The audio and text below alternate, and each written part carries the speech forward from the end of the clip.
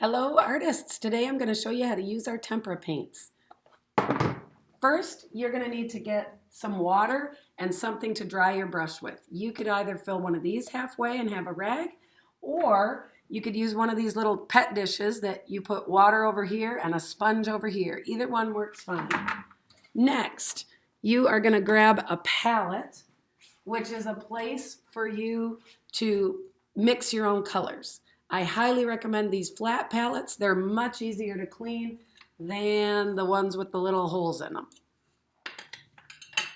All right, next, let's move down here to our workstation. You are going to make sure before you start painting that your name and your hour are on your paper. That way when it's on the drying rack, you can get it back.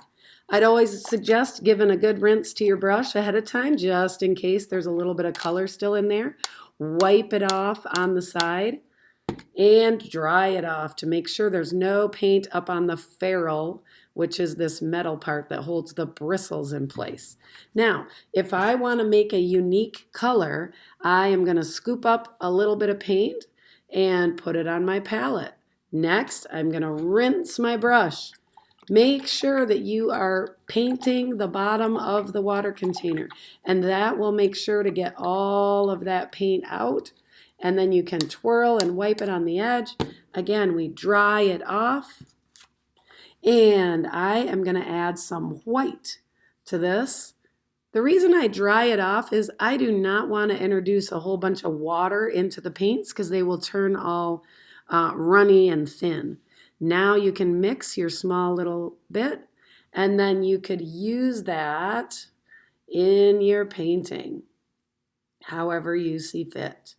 Now, I'm going to get ready to clean up. So I'm going to take all the brushes at my table and put them in my water cup, because that way there's not a huge lineup at the sink. You can start rinsing them ahead of time in the cup. And as you get over to the sink, you are going to make sure that you dump out your water.